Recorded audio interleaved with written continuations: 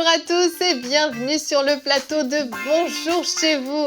Aujourd'hui, un thème puissant, la guérison, c'est l'idée de Dieu et je dis Amen et Amen à cette déclaration. Et aujourd'hui, nous avons un invité avec nous, Olivier Waro. Bonjour Olivier. Bonjour Evelyne, bonjour Franck. Salut Olivier, ça va? Très très bien, content d'être avec vous. Ah ben c'est nous qui sommes contents de t'avoir. Yes. Tu étais déjà venu il y a maintenant, ça fait quand même quelques mois, tu étais venu pour une série d'émissions spéciales sur l'évangélisation. Tu es un évangéliste, un serviteur de Dieu et tu œuvres à l'Église sans frontières ici au Québec. Exact. Et tu es quelqu'un qui va beaucoup dans les rues prêcher la bonne nouvelle de l'évangile et qui vit beaucoup de guérison. Le Seigneur vraiment t'utilise et on rend gloire à Dieu pour ça. Amen.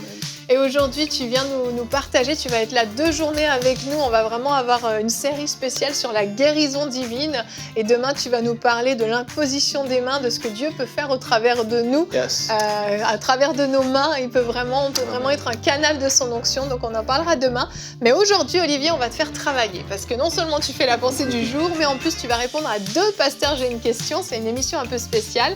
Tu vas répondre d'abord à la question de Jean-Claude du Canada, encore quelqu'un du Canada.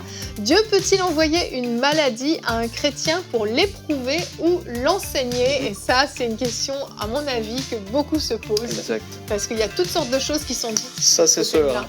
Et donc, on va voir ce que Olivier dit, mais surtout ce que la Bible dit. Amen, amen. Et ensuite, une autre question de Cécile de France. Ce sera, peut-on imposer les mains à une personne qui n'a pas la foi pour sa guérison? Et ça va amorcer un peu le thème de demain, finalement, cette question, puisqu'on va parler de cette fameuse imposition des mains et comment Dieu peut agir à ce niveau-là. Donc, tu vas nous expliquer tout ça dans cette émission.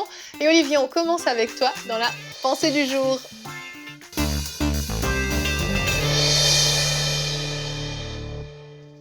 Bonjour à tous, bienvenue dans cette pensée du jour. Et comme on l'a mentionné, nous sommes dans le thème de la guérison et aujourd'hui la pensée s'intitule « La guérison, c'est l'idée de Dieu ».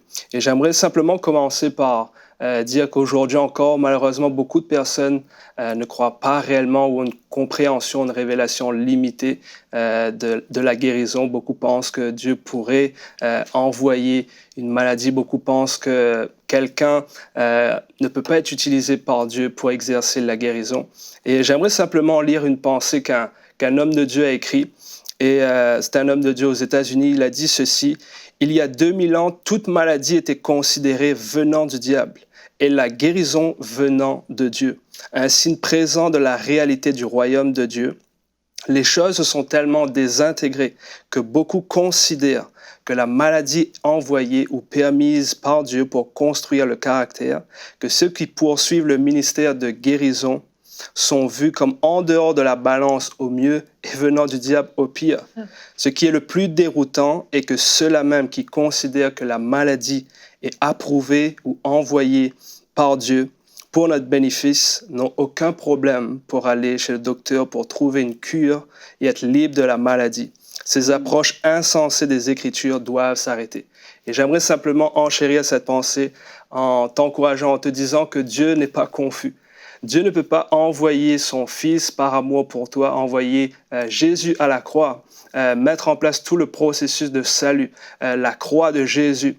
Et il ne peut pas également envoyer Jésus verser son sang pour la maladie. Il ne peut pas envoyer son Saint-Esprit, guérir les malades, faire des dons à l'Église, le don de guérison que nous voyons dans la parole de Dieu. Il ne peut pas faire tout ça tout en permettant, en envoyant la maladie. Dieu n'est pas confus.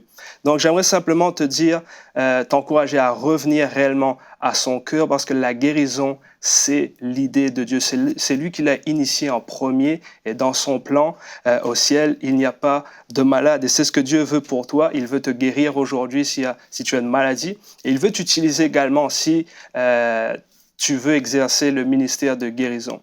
Et peut-être pour finir, pour encourager ces personnes, j'aimerais simplement te montrer le lien qu'il y a entre le salut et la guérison, parce que le salut est important. Je pense que si tu regardes cette émission, tu es chrétien, tu sais que le salut est important. Et j'aimerais simplement te lire 2 versets. Le premier se trouve dans le psaume 103, au verset 3. Cela nous dit « Car c'est lui qui pardonne tous tes péchés, c'est lui qui te guérit de toute maladie. » On voit ici le pardon des péchés et on voit ici la guérison. Et ensuite, dans Luc 5, au verset 24, c'est Jésus qui parle et il dit « Eh bien, vous saurez que le Fils de l'homme a sur la terre le pouvoir de pardonner les péchés. Il déclara aux paralysés, « Je te l'ordonne, lève-toi, prends ton brancard et rentre chez toi. » Encore une fois, on voit ici le salut et la guérison. Et j'aimerais simplement te dire ceci, il y a un lien étroit entre le salut et la guérison. Comme aujourd'hui, tu valorises ton salut, tu devrais également valoriser la guérison parce que dans le cœur de Dieu, il voit, je ne dirais pas que la guérison est plus importante que le salut, mais lorsque Dieu voit une personne, il voit le salut de cette personne, mais il voit également la guérison pour cette personne. Et il y a un lien étroit entre le salut et la guérison. Lorsque Jésus exerçait son ministère, on peut le voir dans Matthieu 4, Jésus il allait de lieu en lieu guérissant les malades. Et le mot qui est employé lorsqu'il guérissait les malades, c'est le mot thérapeio.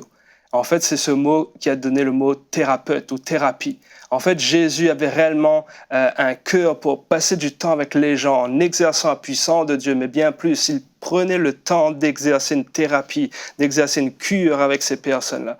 Donc, il prenait réellement ce temps. Moi, lorsque je regarde ce passage, je vois un Dieu qui est attentionné, je vois un Dieu qui se soucie de notre situation. Souvent, les ministères de guérison, on les voit beaucoup plus comme des gens qui relâchent des paroles, qui imposent les mains et qui n'ont pas forcément de temps avec les personnes. Mais ici, on voit l'image de Jésus qui passait réellement du temps un à un avec chaque personne. Donc, j'aimerais simplement t'encourager, te dire de refuser la maladie et Dieu veut te guérir, il veut t'utiliser pour la guérison.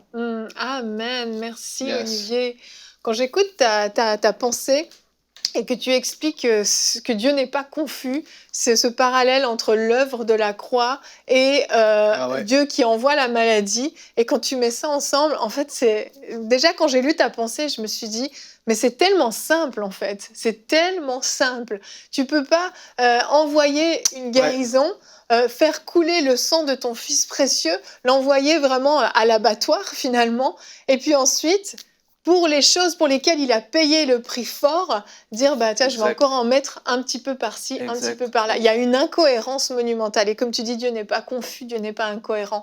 Et j'aime aussi la citation que tu as prise, qui nous montre à quel point, effectivement, il y a 2000 ans, c'était très clair. On prenait Deutéronome 28 et on voyait la bénédiction et la malédiction. Et on ne mélangeait pas un peu de malédiction, un peu de bénédiction en disant tout ça, c'est Dieu. C'était très clair. La maladie ne pouvait pas venir de Dieu. C'était simple.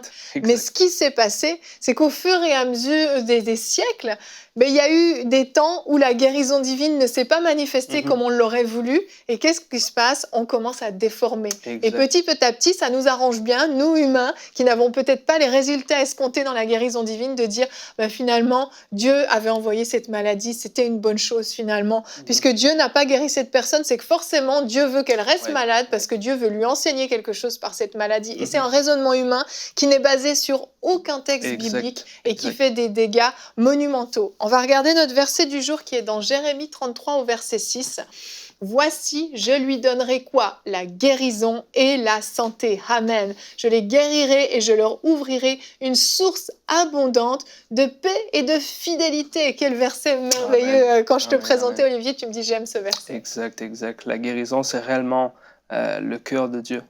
C'est depuis le début. On voit dès la chute finalement qu'il y a eu des conséquences physiques parce que finalement la femme allait enfanter avec douleur. Donc dès le moment où il y a eu la chute, cela a affecté le physique même de l'homme. Mais Dieu promet le salut et Dieu promet également la guérison. Donc pour moi, c'est réellement son cœur. Il se soucie de notre âme, mais il se soucie de nos corps. Et très souvent, je ne voulais pas entrer là-dedans, mais souvent il y a cette pensée je ne sais pas si les gens le connaissent, mais il y a cette pensée de l'ascétisme. En fait, l'ascétisme, c'est une pensée, c'est un courant qui te fait croire que finalement le corps est moindre que finalement ta vie spirituelle. Donc on va traiter dur nos corps. C'est pas grave si nos corps ont mal parce qu'il faut gagner une certaine spiritualité. Et cette pensée ne vient pas du tout du cœur de Dieu. Dieu, il aime autant ton âme, il aime ton esprit, il aime ton corps.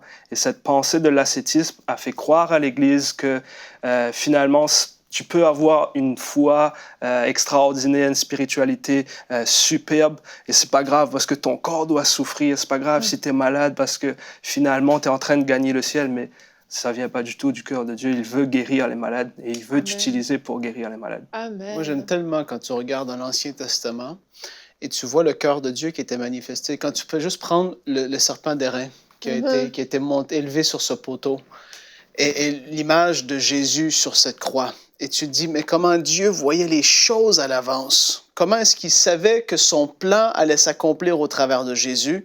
Et je reviens sur la pensée d'Olivier.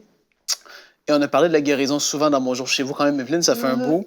Mais j'aime tellement quand je lis les Écritures des Évangiles et quand je vois à quel point Jésus n'a jamais refusé à qui que ce soit la guérison. Oui. Même quand c'était des gens qui étaient non-juifs, il a même à ce moment-là dit « OK, prends, reçois ce que tu as besoin » et les personnes recevaient. Comment est-ce qu'on pourrait commencer à s'opposer à ce que Jésus a manifesté, démontré au travers de sa vie terrestre? Exact. Moi, ça me dépasse, en fait. Moi, c'est plus de foi de croire que Dieu veut te voir malade, en fait, que je veux dire, pour moi, ça demande tellement plus que de simplement recevoir et de dire, Jésus m'a démontré le cœur de Dieu sur terre et j'ai juste à recevoir ce que j'ai besoin. Maintenant, je sais que c'est pas toujours facile quand tu es dans le combat pour recevoir, mais ça ne change en rien sa volonté. Et pour moi, quand je regarde Jésus, je vois toujours quelqu'un qui voulait voir les gens bien, esprit, âme et corps. Et c'est tellement une grâce et c'est un privilège. Exactement. Amen, amen. Et Olivier, dans ta pensée, tu nous as parlé de ce parallèle entre le salut et la guérison. Est-ce que tu peux développer un petit peu pour qu'on comprenne à quel point c'est comme un package en fait, auquel on a eu droit?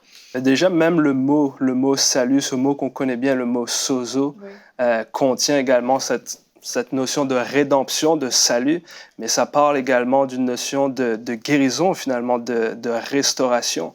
Et Dieu est réellement dans cette pensée-là de restaurer toute chose. Et le salut, c'est la première étape, finalement. Dès le moment où tu acceptes Jésus, tu es sauvé, mais il a bien plus pour toi. Et il veut te guérir, il veut également t'utiliser pour la guérison. C'est réellement notre héritage. Et souvent, on se limite dans cette pensée-là que Dieu pourrait nous utiliser. On voit des gens, je rencontre des gens qui me disent « mais j'ai prié pour plusieurs malades, les malades ne sont pas guéris ». Ça ne change pas les Écritures. Et ça ne change pas Dieu. Ce n'est pas parce que tu n'as pas de résultat aujourd'hui que ça veut dire que les Écritures sont en train de mentir. Dieu ne ment pas.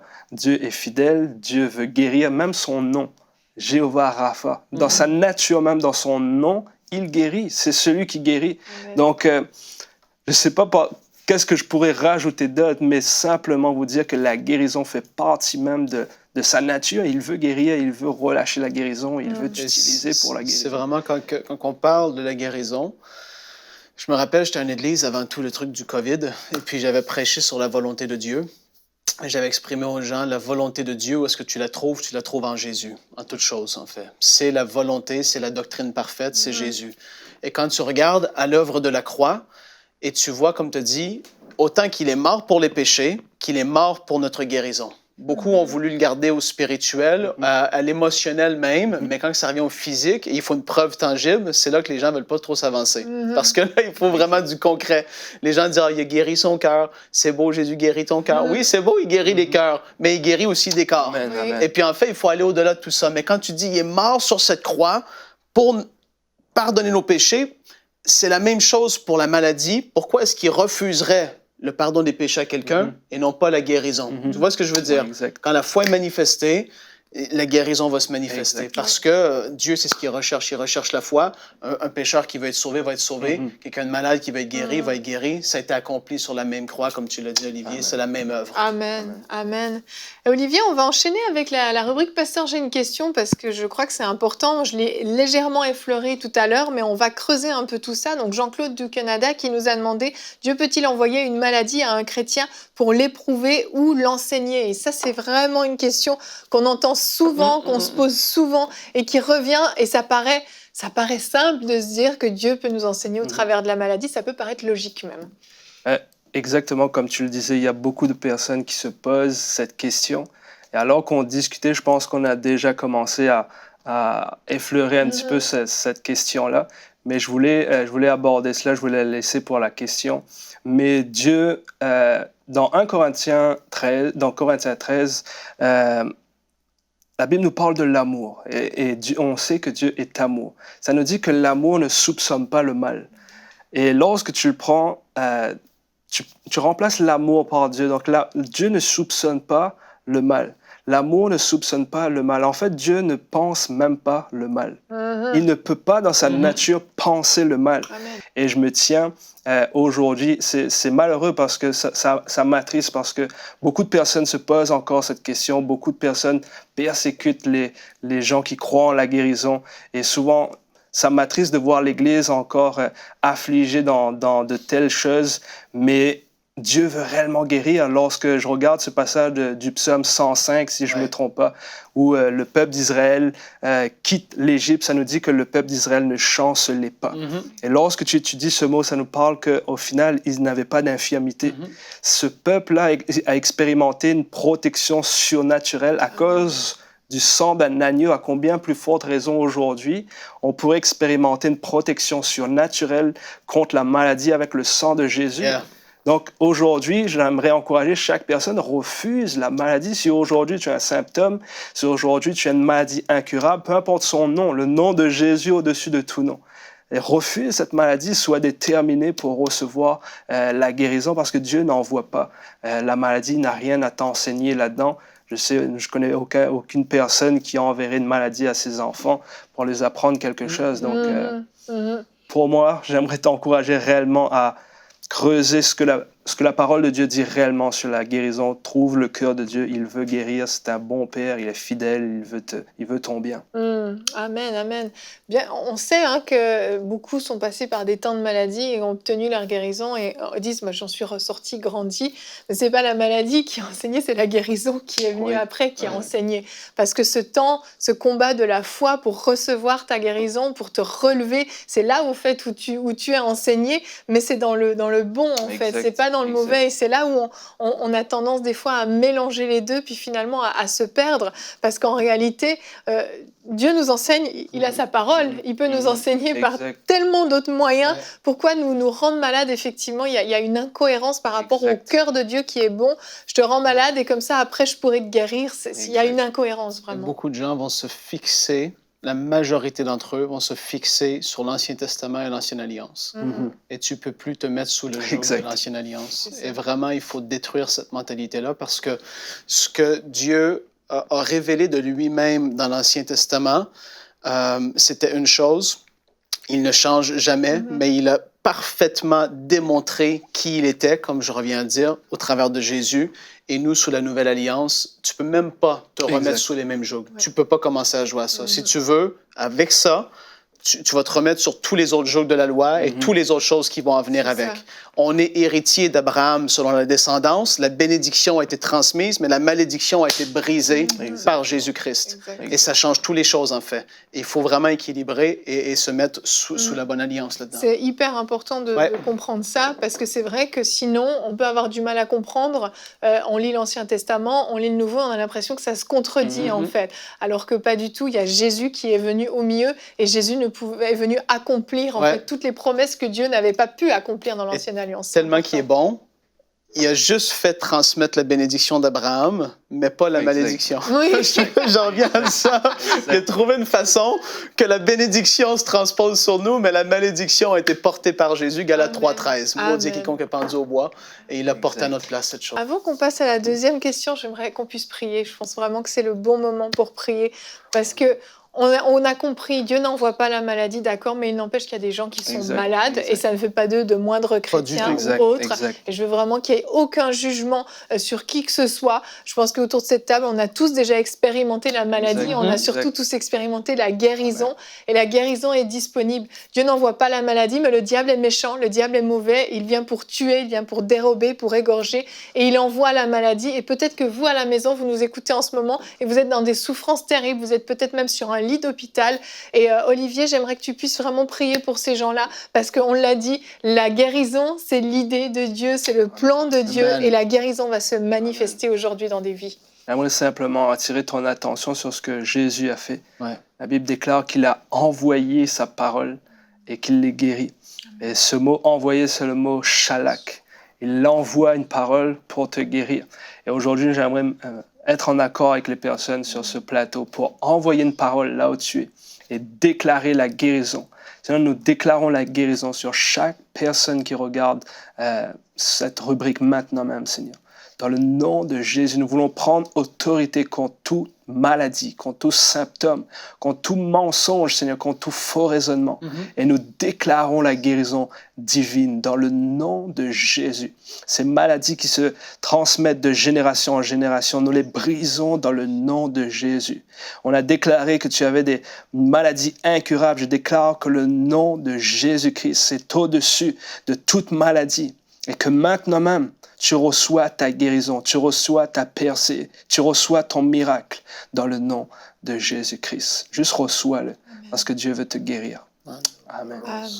Amen. Amen. Je Alléluia. veux juste prier pour quelqu'un au niveau des reins. Il y a des problèmes au niveau des reins. Et maintenant, où est-ce que tu es, reçois la guérison au nom de Jésus. Amen. Je proclame que cette chose est brisée dans ta vie. Que ce soit d'ordre spirituel ou naturel, ça dégage au nom de Jésus. Amen. Problème de rein, tu quittes. Et Seigneur, on te remercie et on se réjouit pour les témoignages qui vont entrer aussi. Amen. Amen, amen. Gloire à Dieu. Alléluia. Merci Seigneur. Si vous avez vécu, expérimenté une guérison, vous pouvez aller remplir le formulaire de témoignage sur emcitv.com/témoignage pour nous partager ce que le Seigneur a fait dans votre vie. Yes. Olivier, on va enchaîner avec la deuxième question. On aurait voulu continuer à prier. Hein. C'est sûr. C'est dur, hein, là, je suis dure avec vous. Hein. Mais on va répondre à la question de Cécile aussi, qui demande, peut-on imposer les mains à une personne qui n'a pas la foi pour sa guérison? Parce qu'on sait que la foi est essentielle pour recevoir la guérison. C'est une question aussi qui revient souvent. J'ai amené des personnes en évangélisation de rue et les gens me disaient ça souvent, c'est oui, mais la personne est un peu réticente ou je vois que la personne ne veut pas forcément, donc elle n'est pas dans la foi, donc la guérison ne peut pas prendre place. J'aimerais te dire que lorsque toi, tu vas dans les rues pour prier pour quelqu'un, pour exercer le ministère de guérison, la personne en face de toi n'a rien demandé. Elle est malade, elle ne sait pas ce qu'elle vit. Peut-être qu'elle n'a pas de foi, oui, mais toi, tu as cette foi pour relâcher la guérison. Donc, ça ne dépend pas, j'aimerais te dire que ça ne dépend pas de la foi de la personne. Si elle a la foi, gloire à Dieu, on voit la femme avec la perte de sang. Jésus n'a même rien fait, elle est juste arrivée avec sa foi, elle a touché le vêtement de Jésus, elle a été guérie. Donc, s'il y a une personne pour qui tu vas prier qui a la foi, gloire à Dieu. Mais si la personne n'a pas de foi, ça ne pose pas de problème. La Bible déclare que l'Esprit du Seigneur est sur moi pour guérir les malades. Donc, l'onction est là pour briser les jougs. L'onction fonctionne que la personne a la foi ou non. Donc, toi, accorde-toi avec ce que la parole de Dieu dit. Mais surtout, j'aimerais t'encourager à ne pas commencer à accepter l'incrédulité parce que je pense que je l'avais mentionné lorsque j'étais venu ici. Mais souvent, lorsqu'on va dans les rues prier pour la guérison, on a cette notion aussi d'incrédulité qui parfois vient nous mentir. Dieu peut guérir un bras cassé, mais il ne peut pas guérir une personne dans un fauteuil roulant. Et après, on accuse un peu la personne n'a pas de foi ou le problème est beaucoup trop gros. Non, la guérison, c'est la guérison. Toi, sois dans la foi, n'accepte pas l'incrédulité, impose les mains aux malades, relâche la guérison. Je te garantis, ça va fonctionner. C'est surtout une question de révélation, finalement une question de perspective, parce qu'au final, Jésus a dit, allez, guérissez les malades. Il n'a pas donné d'autres options. Est-ce que ça va marcher? Est-ce que ça ne va pas marcher? Il dit, guérissez les malades. Pour Jésus, ça va fonctionner. C'est ça. Donc, quand tu vas dans les rues et imposes les mains, ça va fonctionner, soit dans cette vérité-là, soit dans cette révélation-là. Amen, amen. Est-ce que Lazare avait la foi? Point final. Exact. Point final. C'est un bon point Exactement. final, ça. C'est un bon point final. Allez lire l'histoire de Lazare, vous aurez la réponse dans la Bible. Il y en a d'autres. Il y en a Exact, d'autres, effectivement. Merci, Olivier, pour cette réponse. Et pour tous ceux qui veulent aller plus loin dans le domaine de l'imposition des mains, on va en parler demain. Vraiment, Olivier va davantage détailler. Il va faire une rubrique conseil du coach. Donc, si vous voulez approfondir ce sujet-là, l'émission de demain va vraiment vous donner des clés supplémentaires et vous équiper pour pouvoir, à votre tour, allez imposer les mains aux malades. Merci Olivier d'être venu sur notre plateau. On va se retrouver demain pour continuer à creuser parce que je crois vraiment que Dieu veut faire des belles choses au travers de ces émissions. Oui, absolument. Et c'est pas terminé, c'est pas terminé. Et vraiment, je pense à la maison, vous avez vécu peut-être un bouleversement au niveau de votre compréhension. Pour certains d'entre vous, c'était peut-être la première fois que vous découvriez cette notion de la guérison, que Dieu voulait vous guérir et qu'il n'envoyait pas la maladie. Donc, allez, prenez le temps d'aller dans la parole de Dieu. Laissez descendre ce que vous avez appris aujourd'hui. Vous pouvez reprendre les versets qui ont été cités dans cette émission. Vous pouvez l'écouter en replay sur mcitv.com. Ça va vous permettre vraiment de faire descendre ces notions pour avoir une compréhension réelle du cœur de Dieu par rapport à la guérison. Vraiment, Dieu vous aime, Dieu veut vous voir heureux, veut vous voir épanoui. Il veut enlever toutes les chaînes, les boulets que vous transportez et la maladie en fait partie. Yes. Il y a d'autres boulets dans la vie, mais la guérison est vraiment votre héritage en fait. Et je vous invite à le croire, à le recevoir. Vous pouvez demander au Saint-Esprit de venir vous convaincre si vous sentez qu'il y a un blocage encore dans votre tête. Vous pouvez vraiment demander au Saint-Esprit de venir enlever ce blocage pour que vous puissiez recevoir tout ce que Dieu a pour vous. Donc notre thème de demain sera Dieu veut t'utiliser pour guérir les autres.